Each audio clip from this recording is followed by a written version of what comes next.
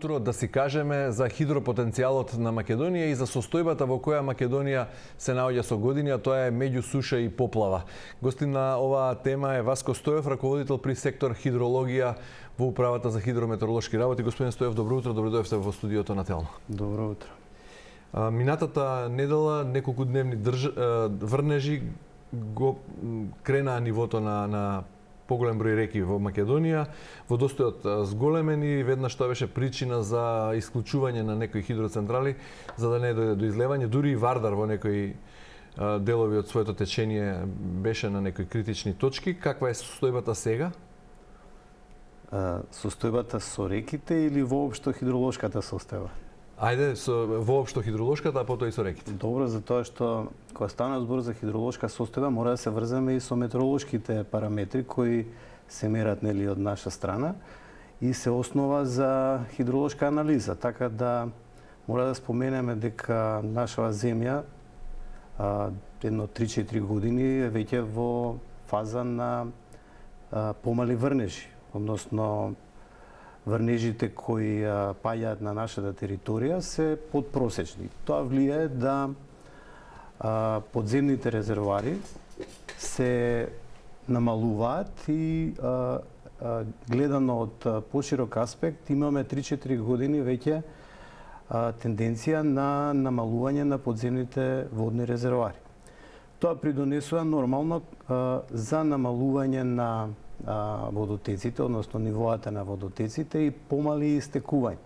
Секако во зависност од сезоната имаме различни гледања на водостоите, така да очекувано е нели летниот период да имаме и помали истекувања, меѓутоа минатата година се погоди летните месеци да бидат изразито врнежливи, што допринесе во одредени ситуации да се намали потребата од користење на води за наводнување и слично, така да забележуваме дека минатата година на одредени места немаме толку тенденциозно намалување како во претходните години, меѓутоа сето тоа е врзано едно со друго, па придонесува во континуитет да забележуваме веќе неколку години намалување на водните резервоари во подземјето и површинските води. Конкретно за моменталната ситуација мораме да се надоврземе, нели како што реков, со претходната година, затоа што до ноември месец, октомври имавме намалување на водостоите, посебно на природните езера и на некои од езерата, еве конкретно за Преспанското езеро, може да кажеме дека е забележан апсолутниот минимум забележан запишан во рамки на нашиот мониторинг. Сето тоа допринесе да се активираме малце повеќе во анализите на овие податоци, при што увидовме дека врнежите кои се јавуваат во ноември обично се најинтензивни, најколичински богати со вода. Овој ноември беа некаде просечни, иако забележавме врнежи кои допринесоа да се подобри ситуацијата во водните резервоари, сепак поради подолгогодишниот сушен период ова предизвика постепено намалување, меѓутоа со новите врнежи се успори намалувањето на водостоите како во езерата, така во подземните води и нормално површинските води. Меѓутоа декември и јануари, почетокот на јануари, беа изразито сушни и со изразито високи температури, што придонесе постепено намалување на оваа придобивка од ноември што имавме гледано количински, и новите врнежи кои паднаа веќе после 10, 13, 14 допринесоа благо покачување на водостоите, а новите врнежи што падна минатата недела дополнително ги зголемија водостоите на одредени ситуации дури имаше опасност од локални излевања, пред се поради заемно учество на топење на снег, врнежи, па и испуштање од хидроелектраните кои во, да речеме, во горниот тек на Вардар предизвикаа доста високи водостои и во последно време редовно прави проблем на изворот Рашче со покачувањето на нивото кај Рашче, мораат пумпите да бидат сопрени за да не дојде до поголем проблем со изворот. Значи, генерално можеме да кажеме дека во моментов бележиме повисоки водостои, односно надпросечни водостои, главно во сливот на река Вардар, односно главно по течението на река Вардар. На река Треска бележиме некои надпросечни протекувања, река Пчиња, Крива река и Струмица, додека другите веќе помали реки веќе се со помали истекувања. Црна исто така нема вода, значи нема сите протекувања таму последно време се забележени како подпросечни, така да моментално со водите таква состојба да мораме да бидеме предпазливи, меѓутоа мора да напоменеме и дека нема доволно вода за овој период од годината. Така, не сакам да ве прекинувам во оваа детална анализа и опис на хидроложката состојба во земјава. Нели прашањето беше и за водостоите, рековте тоа се две различни работи, и ги објаснивте детално. На страницата на Управата за хидрометеоролошки работи има една опција што се нарекува и хидроаларм, кој редовно се ажурира. И во моментов би ги замолил колегите од режијата, ако може да го прикажеме да го видат гледачите, е во жолта фаза, што значи состојбата со водотеците е потенцијално опасна.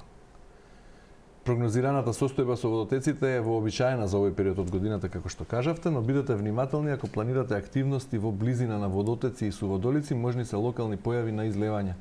Информирајте се редовно за очекуваните промени на водостоите и не преземајте ризик. Инаку има неколку фази, нема потреба од посебна предострожност во зелено, потоа во портокалово е состојбата со водотеците кога е опасна и екстремно кога е опасна, многу опасна, црвено е тоа е црвен хидроаларм. Таков не бил, ако не се лажам, од 2021 ноември, кога беше во црвена фаза, кога имаше неколку дневни, повеќе дневни врнежи од дожд и кога речиси сите реки во Македонија беа на максимално дозволена кота, веројатно пред излевање. Да. Добро, ова што го кажавте дека во изминатите години врнежите не се во толкаво количество како порано, дека се намалени количествата на врнежи во последните неколку години. Освен лани, минатата година, рековте, ноември беше поврнежлив, претходните години имаше помалку врнежи што предизвика сушење на подземните, односно намалување на подземните води. Така некако го објаснивте на почетокот на хидроложката состојба која опишувавте, меѓутоа сепак тоа не е пречка неколку дневни врнежи или силен пореј, летен пореј, како што се случи во 2016-та во август, да предизвика поплава, како што беше случајот со Стајковци. На што се должи тоа ако подземните води се намалени? Како е можно неколку дневен порој или неколку часовен порој да доведе одма да предизвика опасност од излевање на некои реки, дури и од поплави? Значи, поројот е сосема различна работа од поројната поплава, е различна работа од обичната поплава која се случува на поголемите реки. Зашто? Затоа што поројната поплава се случува многу брзо. Во западните земји ја викаат флеш флад. Значи, тоа е нешто молскавично и се случува од дожд од 15 до 20 минути да донесе вода која за 20 на минути, саат до 6 сати максимум ќе истече целата таа количина од вода и на одредени места ќе направи, значи, катастрофа, како што ни се случи нели во Стајковци и ред други примери. Поентата е што сме во фаза, односно во период на мали врнежи е затоа што моментално сме во дел од врнежливиот процес, што би се рекле во сушен период. Значи, тој период се повторува да речеме на 12-20 во зависност од разгледуваните врнежи. Значи, ние сме забележале, постарите колеги во минатото хидролозите забележале дека во Македонија, значи во сливот на Вардар се јавуваат еден период многу врнежи, влажни периоди, влажен период со поголеми протекувања, додека понатака гледано синусоидално се намалуваат и доаѓаат нели постепено до многу мали протекувања подпросечни и разгледувајќи го целиот тој систем, гледаме дека во моментов сме конкретно во еден дел од сушната фаза, сушниот период. Значи тоа не е процес кој може лесно да се забележи. Значи може да се случи и во периодот на суша да се јават екстремни врнежи, поројни врнежи кои може да предизвикаат поројни поплави. И затоа ние го следиме целиот тој процес, знаејќи дека иако имаме суша, можно е да се јави поплава, особено поројна поплава, и тоа во летните месеци. Меѓутоа, овие поројни поплави конкретно не носат, да речеме, бенефит за подземните резервари, затоа што не може да се впие таа вода во почвата која ќе падне со голем интензитет на одредено мало сливно подрече, голема количина, едноставно истекува, носи се пред себе, значи дури се случува да врши копање на почвата, особено на оние терени каде што немаме засадени дрва, растенија, и на тој начин водата заедно со почвата прават една смеса која е многу опасна и предизвикува тешки последици, како материјални, така и човечки. Се случи, нели, тоа што се случи во Стајковци, меѓутоа треба да знаеме дека и во иднина ќе ни се случуваат вакви поројни поплави. Може би не сега веднаш во Стајковци, меѓутоа на другиот дел од територијата секогаш постои потенцијална опасност од поројни поплави. Нормално во моментов не гледаме таква опасност, меѓутоа жолтиот аларм е даден чисто ради превентива на лицата што се движат покрај водотеците, да ги предупредиме дека водотеците се уште се високи, да не предизвикуваат, нели, да не обавуваат некои работи покрај овие водотеци, за да не дојде до несакани последици.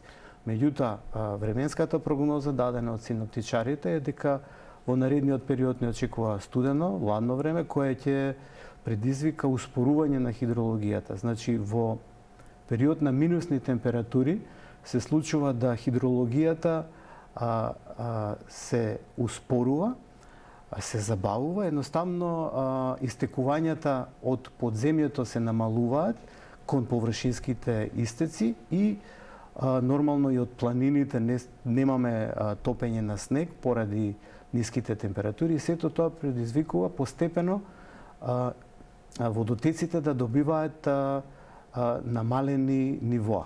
Добро, но чувме и на Телма Метео дека во сабота се очекуваат врнежи од дожд и од снег на повисоките места. Так. Тоа би било дневни врнежи кои не би можеле да предизвикаат ризик. Вие вршите секојдневни мерења. Да, Што покажуваат последните мерења? Рековте, споменавте некои реки Вардар, Треска, Пчиња, Крива. Да, таму беа забележани Каква е состојбата сега?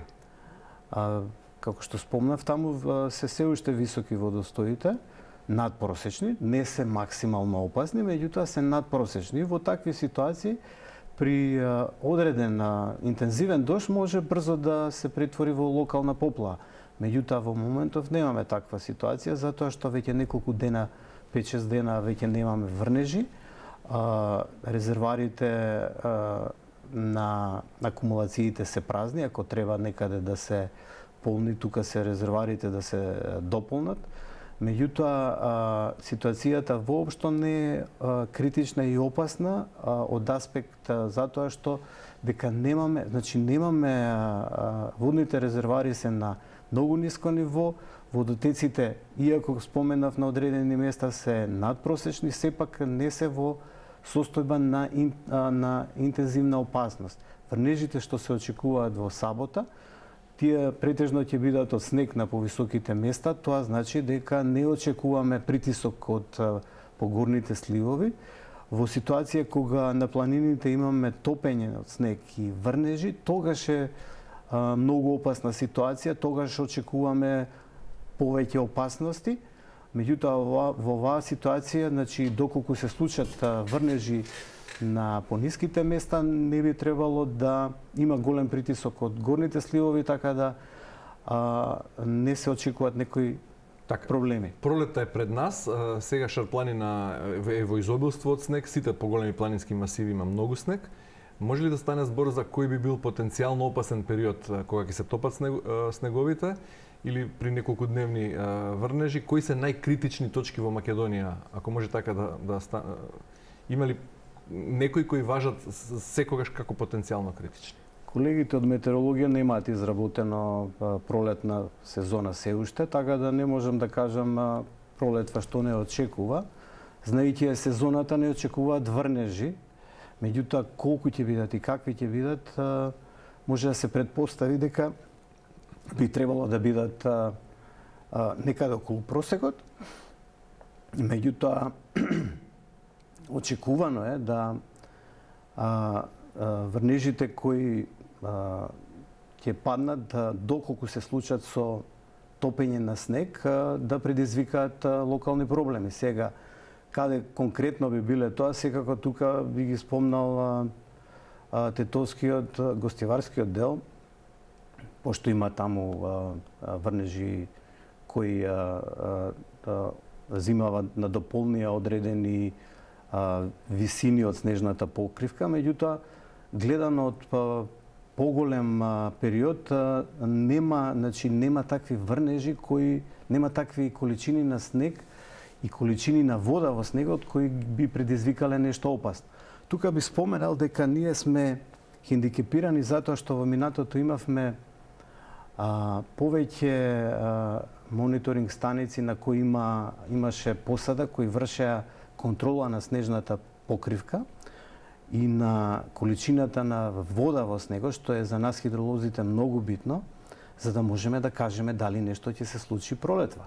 Еве, сега јас не можам да кажам што ќе се случи затоа што не знам каков е снегот. Значи немам информација од терен колкава е количината на вода во снегот. Зошто ги нема тие мерни станици? Затоа што немаме средства. Едноставно буџетите се кратат и најнова информација за хидрологија, затоа што ние сме врзани со терен и ни известуваат дека нема да имаме теренски дневници. Јас не знам како ќе биде во иднина, како ќе одат луѓето на терен во ладни периоди и во периоди кога е екстремно топло. Не знам, мислам дека никој не размислува за хидрологијата и за метеорологијата, дека се многу битни работи кои во ситуации кога не очекуваат поплави или кога не очекуваат суши, нема да бидеме спремни да изготвиме реална прогноза. Можат хидролозите да работат од кабинетот, од канцеларија или мора да излезат на терен? Значи, процесот е таков. Ние работиме во канцеларија, меѓутоа мораме да ги исконтролираме тие податоци.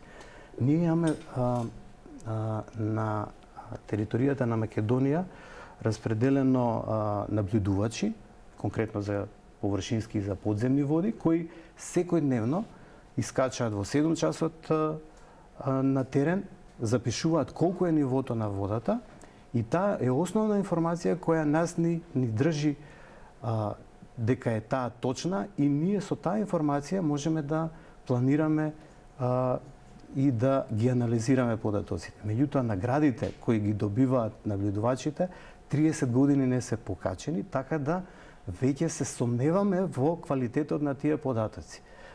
Државата треба да размисли дали треба да вложува во хидрологијата и метеорологијата или едноставно да остави на времето, кога во минатото имавме 35 хидролози, сега сме само 12.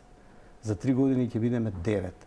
Никој не размислува дека само 20 хидролози инженери се одговорни во државата за целата количина на вода што тече низ водотеците и за сите проекти кои имаат потреба од наши податоци. И кога ќе нема кој да го вклучи тој аларм кога ќе дојде време, ако сте двајца само? Значи, тоа не би сакал да размислуваме што ќе се случи. Веќе знаеме како се случуваат катастрофите. Да, во повеќе наврати сте алармирале дека државата не внимава доволно на секторот хидрологија и дека не се инвестира ниту во наука, ниту во теренските анализи и се она што треба да се прави, како што се прави во цивилизираните земји. Ние сме вклучени во сите новитети во регионот и во светот. Конкретно сме дел од Flash Flood проектот кој ни дава алатки да можеме да ги следиме поредните поплави. Меѓутоа, околните земји се опремуваат со нови радари. Хрватска обезбеди за една година 6 нови радари. Романија втор пат во 20 години се обезбедуваат со нови радари. Ние каде сме? Ние имаме два радари кои се стари и кои едноставно немаат таква можност да работат нон-стоп. На нас хидролозите ни требаат радарите нон-стоп да работат. Затоа што информацијата од радарот, кога ја дава, е таа реалната од теренот. И заедно со автоматските станици можеме да провериме каде не очекуваат интензивни врнежи, каде не. Врнежите, да речеме, што ги мериме, се само една точка. На 2 километри може да нема капка дожд. А радарот е тој што ќе ни даде сигурна информација дали има или нема. А за жал, ние немаме нови радари, за да бидеме дел од европската опера систем, кој овозможува следење со радарска слика 24/7, 365 дена, да знаеш каква е состојбата со Кога се набавени тие радари со кои располагате ви? Па, имаше периоди во 50-тите, 60-тите, 70-тите кога се набавува радари. Ние од тогаш само имаме сервисирано радари кои ви кажувам, значи се употребуваа во минатата за одбрана од Добро, град. 32 години како што сме независна држава, немаме купено радар? Немаме за жал. Секогаш бараме од донаторите да помогнат во тоа, меѓутоа нема доволно средства, има други. Колку е цената на таков нов современ радар како што набавила Хрватска например? Па, да речеме од 800.000 евра до 2 милиони евра се наоѓаат радари, меѓутоа нас ни требаат и помали радари кои, да речеме, се набавуваат за 200.000 евра, да речеме во Полошкиот регион, Струмичкиот регион, Охридскиот регион, треба да има такви помали радари затоа што наша земја е планинска. Двата радари што се сместени во Тополчани и Ѓуриште не може да ја покријат целата територија и реално нема да дадат реални информации. Затоа треба да се размислува тоа. Ние немаме ни еден радарски експерт. Ајде вака хипотетички да го поставам прашањето, ако имавме современи радари во 2016-та, ќе можеше да се предупреди на тоа невреме, на тој порој што одзеде 21 човечки живот? Да, колегите од Хрватска ни кажуваат дека следат некој облак кој имало потенцијална опасност, меѓутоа не информирале за жал. Ние дискутиравме за тоа и побара Војдина да проба да не информира. Меѓутоа, да го имавме ние тога, веднаш ќе знаевме каква е количината, затоа што новите радари имаат можност да ја пресметаат количината на вода во облакот. И тоа ни дава сознание колку вода не очекува во сливот да паднат и колку ќе дојде на водотекот, дали ќе направи поројна поплава, дали ќе истече само нормално. Значи, затоа апелирам да се размисли дека хидрологијата и метеорологијата е наука која не може само да се гата, да се даваат информации слободно. Ние сме врзани со податоци. Податоците секоја година треба да ги објавуваме во хидролошки годишници, меѓутоа за жал до 86-та секоја година се спрема годишници и се објавува од страна на Сојузниот хидрометеоролошки завод во Белград. Од кога сме самостојни, само 2 извадивме ние хидролошки годишници. Зошто немате пари ни за печатење или што е тоа? Прво и основно, немаме можност да ги исконтролираме финално податоците затоа што немаме доволно кадар за да ги исконтролира сите тие податоци, за да можеме слободно да ги објавиме и на интернет и да ги испечатиме. Тоа е прво и основно. Да ги имавме ние ќе ги објавивме на интернет. Добро, разбравме. Да го скусам ова, бидејќи има многу прашања да поставам и за, веројатно, недостиг на кадар, градежни хидролози, инженери, недостиг на опрема, недостиг на средства финансиски за тековни трошоци, за да се сработи она што е необходно. Возила за да отидеме на терен. Ние имаме забрана за купување на возила од 2006-2007, кога беа купени последните 2 лади ниви. Од тогаш немаме купено возило во Управата за хидрометеоролошки работи, а се бара од нас да идеме на терен, да вршиме хидролошки мерења кои се врзани со податоците кои се на терен, односно со податоците кои ги обработуваме во канцеларија. Значи, нашите податоци мора да бидат контролирани на терен, да се излезе на реките и да се види каква е состојбата. Значи, водостојот е една работа, протекувањето е друга. Значи, мора да вршиме хидролошки мерења, хидрометриски мерења на реката, на профилот, за да го провериме, да ја провериме точноста. Реките кај нас се брзи и ги копаат терените. Денес, да речеме, ако е продлабочено коритото, утре е насипано со нанос. Пантареи, што значи? Се тече, се менува, значи не можеме да бидеме сигурни дека утре на тој профил ќе биде истиот протек, иако водостојот е ист.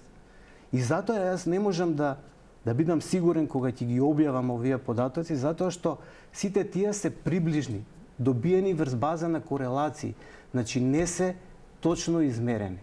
Добро. Разбравме, очајна и алармантна е состојбата не во водотеците на реките, туку во опременоста на секторот хидрологија, односно во целата управа за хидрометеоролошки работи. Особено во хидрологија. Дали добро ве разбрав дека вашите колеги од Хрватска имале сознание дека во Македонија може да се истори голем силен облак и да предизвика поројна поплава во 2016-та во Стајковци? Да, значи они наводно виделе дека има некој облак кој може да направи таков проблем. Ние ги следевме на моделот за поројни поплави. Меѓутоа, тој имаше прогностички модел токму од Хрватска, значи Аладин прогностичкиот модел го користевме и не даде таков проблем. Даваше повремено некои алармантни ситуации. Меѓутоа, ние не бевме сигурни, се уште не бевме доволно искусни да можеме да речеме застанете, може нешто да се случи. Не, да имавме радар, ќе можевме во моментот да ја гледаме ситуацијата. За жал, нашите радари работат само кога има потреба за заштита од град и не секогаш, затоа што ги исклучуваме случајно да не удри гром и да не ја оштети опремата. Значи не работи 24/7, 365 дена. Во една пригода рековте дека ако водно продолжи вака да се експлоатира, односно ако не се третира правилно, постои опасност да се повтори трагедијата од Стајковци на некоја друга локација, бидејќи водно пред се треба да биде штитник од поплави. Значи 51-та беше доказ дека водно знае да биде опасно. Од тогаш многу работи се променија. Значи се пошуми планината, се изградија канали, се изградија каскади, значи тоа било невидена акција во тоа време. И градот, и државата, и населението, све заедно. Значи акции за садење, за правење канали. Сега немаме ништо од тоа. Значи имаме среќа што тогаш биле насадени тие дрва, имаме сега шума која колку толку не заштитува. Меѓутоа се уште има на одредени места голини кои доколку се истурат, да речеме, тие интензивни врнежи како што беа во Стајковци, секако ќе направат доле проблем. А сите населби, почнувајќи од Крушопек, па надоле Жданец, Трнодол, Козле, Црниче, Припор, како беше? Пржино, да. Кисела вода. Сите тие се под една потенцијална опасност од интензивни поројни протекувања кои за жал не се третира. Што треба да се спречи тоа? Па ние тогаш алармиравме дека треба да има закон кој прво ќе направи анализа и ќе покаже каде све опасноста може да се случи, за да се направат мерки. Значи има мерки градежни, конструктивни, има и биолошки мерки. Значи секогаш гледаме да ја третираме природата, да не ја уништуваме. Меѓутоа, верувајте, на многу локации на водно гледаме нови објекти. Нови објекти, значи не знам, мене ми е вака смешно, меѓутоа за плачење. Значи луѓето веќе си прават терени, си ги спремаат терените за да градат нови објекти, а веќе си стопорени неколку објекти онака баш драстично визуелно сметаат, а нели на природата кога ќе биде таква во опасна ситуација. Добро, и за крај не ни останува многу време, а сакав да зборуваме малку и за опасностите од суша, бидејќи цела Европа прави такви анализи и според некои нови истражувања, објавени деновиве, баш ги читав, 2/3 од Европа се соочуваат до 2040 година се соочат со се во ризик од суша, и тоа сериозни суши.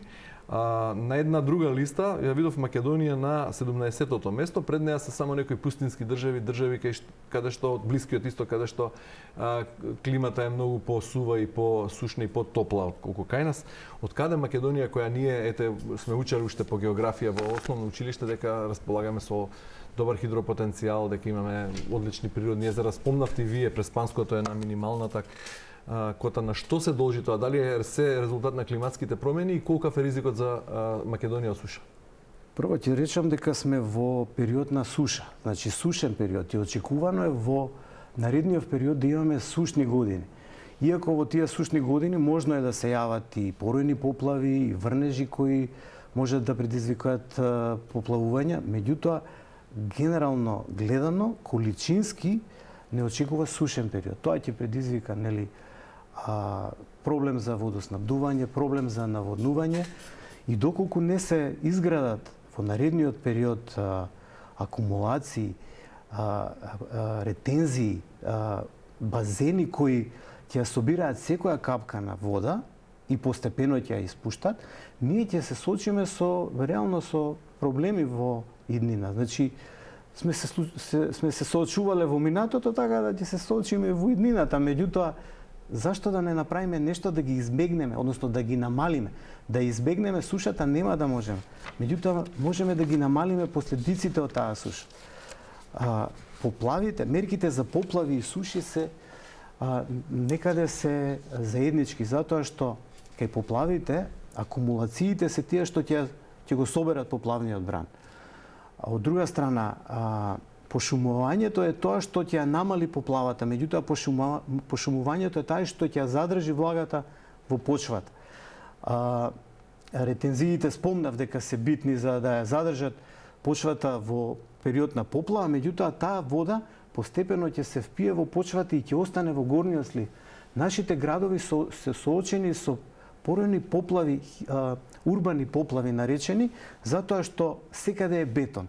Никој не размислува дека треба да остави некое зелено просторче, каде што атмосферските води не да ги пуштиме во канализација или во атмосферска канализација, него да дојдат да останат во горниот дел од градот, едноставно постепено да се впијат во почвата. На тој начин ние ќе успееме да ја задржиме водата во почвата и нема да предизвикаме спуштање на нивоата на подземните води.